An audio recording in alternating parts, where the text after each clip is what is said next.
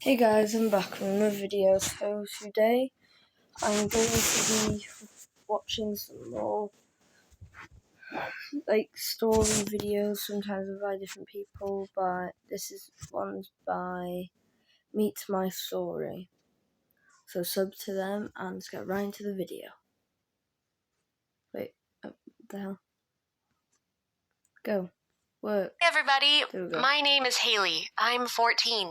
I want to tell you about my life in my unusual, large, and multi-kids family. Our family is unusual because there are 20 of us. Not 5, not 7, not even 10. 20.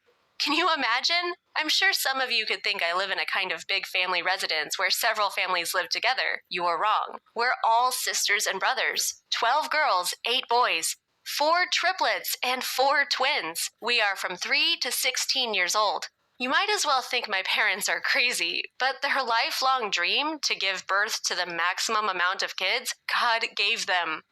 We've been abandoned by our own relatives when my mom got pregnant for the 3rd time, despite her and my dad already having 6 kids.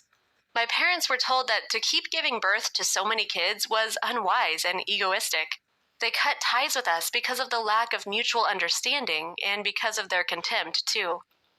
If we have this kind of situation with our relatives, how do you think strangers look at us? They all think we're crazy and avoid us. I don't know why. We have never asked for anybody's help. We're a self-contained family with just a bit more kids in it.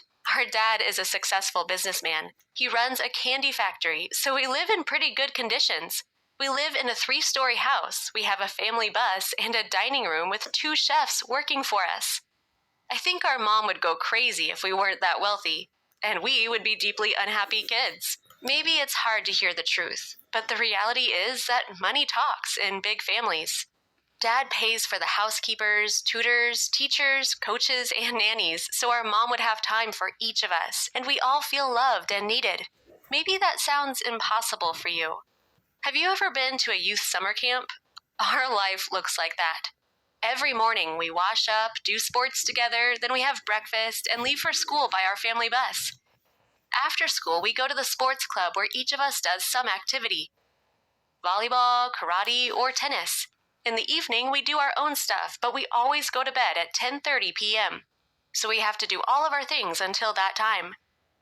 Actually, things are not going that smooth. We really get tired of each other because it's pretty difficult to be with the same people every single day, even though they're your family. Plus, in our family, passions run high. Sometimes we argue and even fight with each other. Nobody has an opportunity to be alone, but sometimes you need it so bad. We're all of different characters and tempers, so quite often our moods don't get along, and that causes conflict.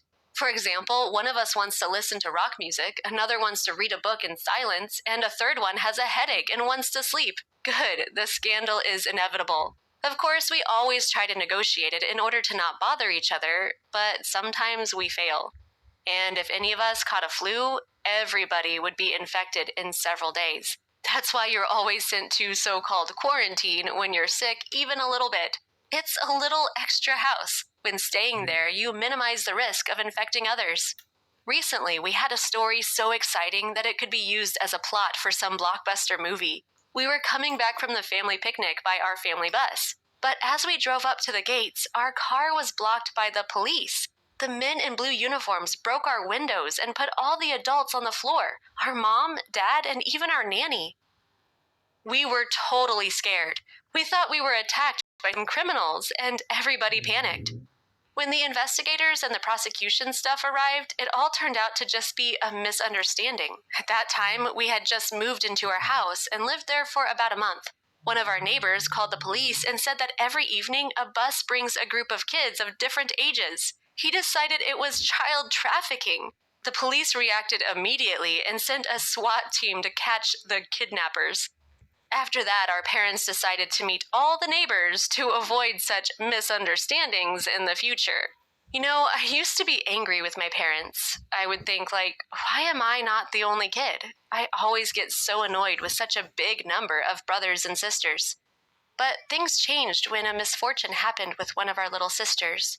She had a severe disease, and only a miracle could save her. Saying miracle, I mean a bone marrow donor. But it's almost impossible to find one because he or she would have to be a relative, and even in that case, chances of a match are 1 in 1,000. All together, we went to the hospital, and without doubt, we all had the test. We kept receiving negative results. Not one of us, even our parents, were suitable donors. When hope was almost gone, the doctors came to my results. My bone marrow was 100% suitable for my sister. They operated on us immediately, and in 2 weeks, my sister came back home. I felt incredibly good about being helpful. I saved my sister's life. And after that, my attitude to our multi-kid family changed. Of course, we're all different. There's plenty of us. Sometimes we fight and get angry with each other, but we still can rely on each other anytime. Everybody in this family has a global support, represented by 20 brothers and sisters. Recently, we started visiting Dad at work on Saturdays. During the whole day, we prepare sweets and cookies, pack them up, and give them to families in need. Dad says it's important to teach us diligence and sympathy, not only within our own family. He knows of a case when kids from large families grew up and just ignored the existence of others in the world. Actually, our interactions are more like spending time together, and we're very interested in other families' lifestyles. We like meeting them and getting to know them. You know, I'm happy I was born in such a large family. It's cool to have... Now for a lesson. You may have heard these words before, but I'll teach you what they really mean. Go! Hi everyone, I'm Alex. Have you ever met someone whose looks and yours were as alike as 2 peas in a pod? Of course, if you don't have a twin brother or sister, how would you react to such an encounter? Imagine your feelings if you look at a person and it's as if you were reflected in a mirror. A little creepy, right? This is my story how I met my twin and what it led to. I'm 15 now, but I'm the only kid in the family, though I always had a feeling I would have a brother one day. Maybe it's because of envy toward my friends who have brothers, and they play football and go fishing together. I play in the youth national football team for our small town, and sometimes I take part in competitions. Despite being sports, I'm a good student at school, and my parents say they could only dream of such a son. I have always been an obedient kid who only ever made them happy. Once, me and my parents decided to go on vacation by the sea. We had a long way ahead of us. We had to go through the capital, from where we would go by air. At the airport, a woman came up to us. She greeted me and my parents, and then she said, "Michael, how much you've grown. I often think of you and your class. Tell me, how are you doing at school?" I told her she probably mistook me for someone else. Well, these things happen. In the long run, everyone mistakes someone for someone else at least once. The woman turned out to be a retired history teacher who had a student called Michael. According to her, he's my exact copy. She said we were so alike that just the fact I'm not him is hard to believe. I also found out we were the same age, and he also played football in his spare time. But unlike me, he was never a role model type. On the contrary, the whole school knew him to be a bully. I noticed my parents felt uneasy after the conversation. Contrary to them, I was really impressed to have discovered I had a twin. Wow, what were the odds of being exact matches? I was just eager to get to know him. After some time, life brought me to the capital again. There I visited my relatives, and that time I got into trouble through a mistake. On my way to the store, I was surrounded by the police. It was like a scene from an action movie. My memory of everything is foggy.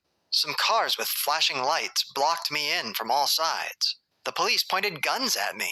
They told me through a loudspeaker to lie down on the ground and put my hands behind my head. My life flashed before my eyes. I even burst into tears because of the fear and the sense of injustice. I was brought to the police station where they started asking me about a gun and demanded I tell them where the bike was. The police officer didn't care about my statements that I hadn't ridden a bicycle for more than 5 years because of a serious injury. It was funny and sad at the same time.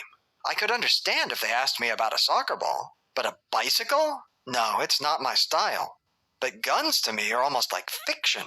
I had only seen guns on TV and in the police officer's hands when I was detained.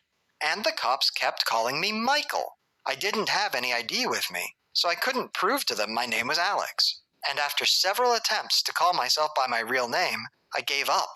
I was choking from the sense of injustice. I spent almost 2 days in jail without any chance to contact my parents. And all this time I shouted and cried and beat the walls with my fists, drawing blood. It seemed to me like someone had stolen my life, giving me this whole nightmare instead. I was afraid I would spend my youth behind bars, like a real criminal. And then my twin came in. He was my exact copy. I became totally speechless. It seemed to me after 2 days of hell, I was starting to go crazy. He spoke first. He introduced himself as Michael. I was very excited. After all, it's not every day I meet my twin. And frankly, you get very strange feelings when you look at someone who is your mirror image. But its movements and expressions aren't the same as yours. It actually made me dizzy. He told me the police had been searching for him for a long time. He had a stockpile of weapons. And he had recently stolen some expensive bicycle. His face was caught on the surveillance cameras, and the police started to look for him. Then they came across me, an exact copy of Michael. But my twin turned out not to be such a dangerous criminal. After Michael saw on the news that another person had been detained instead of him, he decided to voluntarily surrender to the police. That's why he was now there next to me. Then our shocked parents came to the police station. My mom hugged Michael at once, calling him son. I was totally freaked out by this. Even Mom couldn't tell us apart. But things weren't that simple. Mom said that 15 years ago, in the Capitol's hospital maternity ward, she gave birth not to one baby, but to twin boys. But I was the only one of them that survived. It was just me. So my parents decided not to tell me the secret of my twin. But when we met Michael's former teacher, Mom suspected something was wrong. There were too many coincidences. So she secretly hired a detective to either calm her suspicions or find her second son. The detective quickly unraveled our mysterious story. He crossed all the T's and dotted all the I's. On the day of my birth, October 27th, in the same maternity ward as mine, and at the same time, a woman gave birth to a stillborn boy. The death was the staff's fault. Of course, they were scared, afraid of a lawsuit and bad publicity, and even more afraid of the woman's husband, who was some kind of legislator. And the doctors on duty couldn't come up with anything better than taking one of Mom's newborn twins and exchanging him for the dead baby. So it was their secret, and neither my parents nor that woman and her husband suspected anything. Most likely, no one would have been the wiser if it hadn't been for the police arresting me. Michael and me were simply shocked, but we were both happy we were brothers. Michael was punished with 15 days in juvie for stealing the bicycle. And then there was a question about where he would live. Of course, our parents filed a complaint against the hospital, and the court was to decide where he would live. But it was more logical for us to agree on this with Michael. After all, 15 years of life was more than a month, or even a year. Michael said he didn't want to leave the parents who raised him, but he didn't want to lose touch with us either. We talked it over and decided it was high time for us to sell our house and move to the capital. I would have to enter high school. Our tiny town only had one school for all grades. We had already planned to move next year, but since this situation arose, what should we wait for? A month later, we moved into the house next to Michael's, and we started to live as one big family. And I finally had the brother I had always dreamed. Okay, so guys, that's the end of this video. So yeah, guys, I will see you later.